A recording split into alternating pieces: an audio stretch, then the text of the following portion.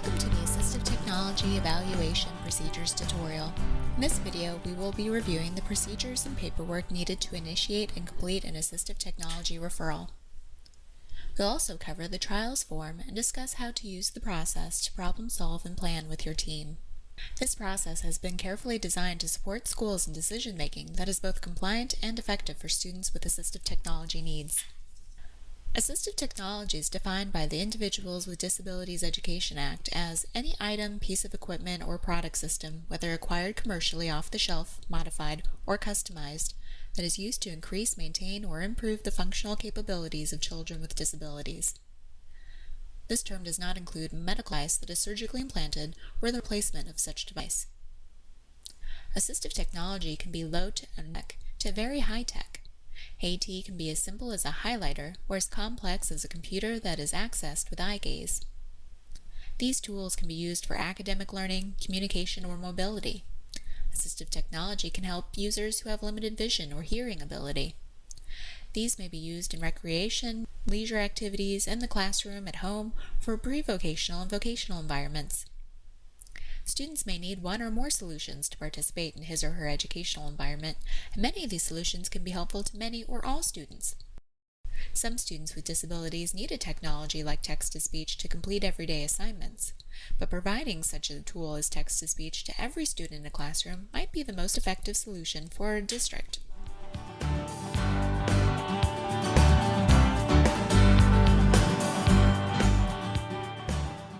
Before conducting a formal evaluation, conduct a pre-evaluation intervention or interventions and use the WADI Assistive Technology Use Summary to aid you in gathering data.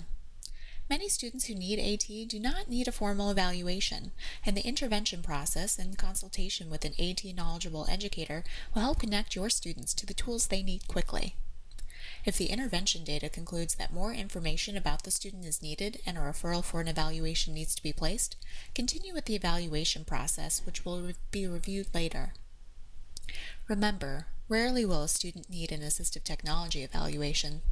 Conducting trials and trying ideas with clear expectations and consistent data collection can be much more beneficial than an assessment. In this scenario, our team has decided to trial a type of assistive technology with a student. We already have discussed and decided on the technology to trial. Maybe it's a high-tech software on a tablet or some switch access buttons. It truly doesn't matter because the process is the same regardless. Before starting the trials, we use the WADI Trial Use Guide. On the top of the form is a standard identifying information, which may be helpful as you contact vendors and lending libraries later. First, identify the goal for AT use. This could be increasing reading comprehension, communication, or the ability to access a computer. Next, identify how you will get the technology. You'll want to check with your technology department or local director to see if it's already been purchased or a spare can be borrowed. There's a lending library at the Earlywood Education Center available for all SSJCSS district educators to borrow and trial technology for up to 60 days. Patton's lending library is also an option for Indiana educators. You can find information about this and more resources on the SSJCSS website. Identify the persons responsible for getting the technology and record the dates they were received and returned. Next, identify the person responsible for training on the assistive technology. Create a plan for training, identifying any staff that can serve as a backup or the person responsible for troubleshooting. For example, the classroom teacher and an assistant could be trained on using the software, but someone from the district technology department will need to be familiar enough with the system requirements of the software to install and troubleshoot any hardware or operating system issues. Parents and students may also need to be trained. Create a plan with dates. Next, discuss the management and support of this technology. Decide where the technology will be used. Will it be in a computer lab, the classroom, or in the community? Will the student be able to take it home? In these locations, discuss who will be giving what type of support. Perhaps an aide is in charge for retrieving and charging an augmentative communication device, but the classroom teacher will program it with new classroom material, and a speech-language pathologist is available for troubleshooting.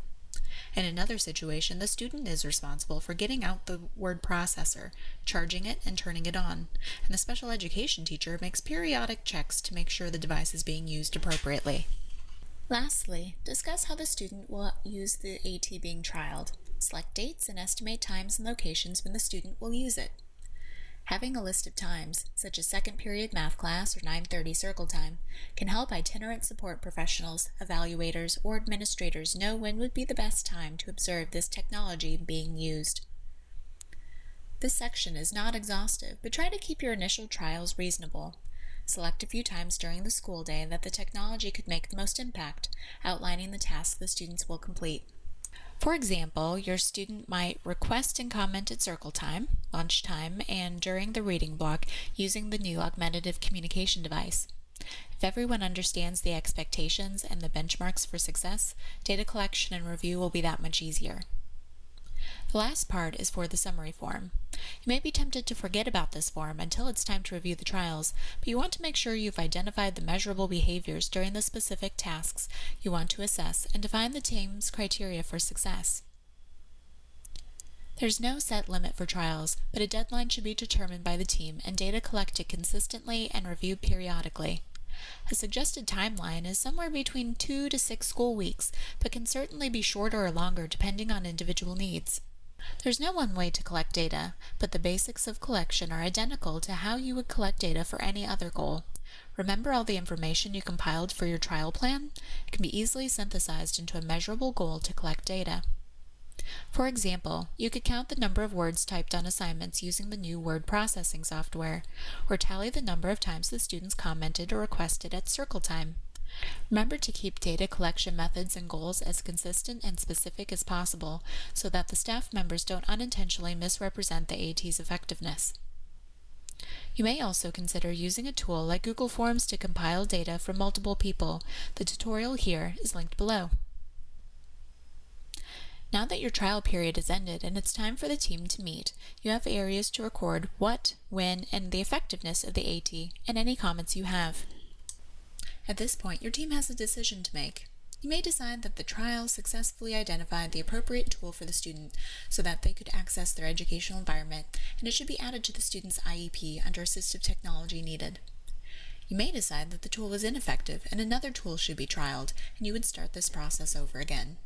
Or you may decide that the tool trialed was ineffective, or more information is needed about the student and his or her skills and needs to select the appropriate assistive technology.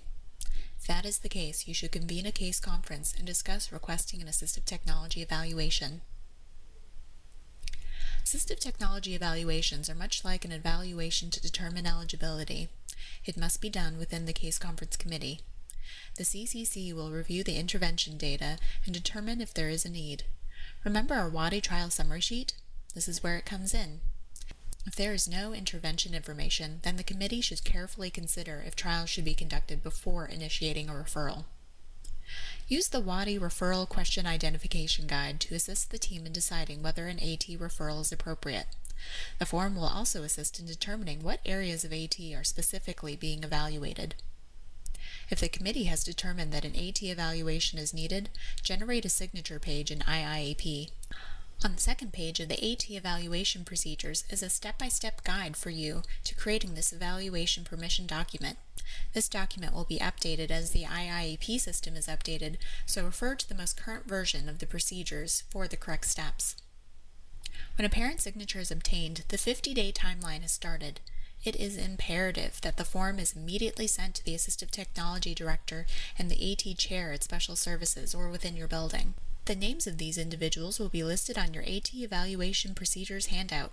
Do not wait a single school day to send the form to the AT Director and Chair so that they can work with your staff as quickly as possible. The AT Chair, which may or may not be someone in your building, will serve as a case manager, working with the teacher of record to schedule meetings as necessary, signing roles for the team, and synthesizing the report.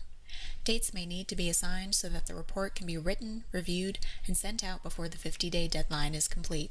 At this point, the assessments are conducted. The WADI student information guides will assist in most or all areas of the assessment. Once the assessment is complete, the chair will synthesize the information into a report, and the district's local director will review the report. The team will also review the report, and the report can be revised as needed. A finalized report is sent to the case conference committee, which includes the parents. The CCC will convene within 50 days to review the report and determine if an assistive technology solution and/or AT services are needed to provide the student a free and appropriate public education. If the committee determines that it is needed, a technology or system is selected and the trials begin. The trial process following an AT evaluation is identical to the trial process highlighted at the beginning of this video. If you have any questions about assistive technology, the AT Lending Library, or this process, please contact Special Services, Johnson County and surrounding schools.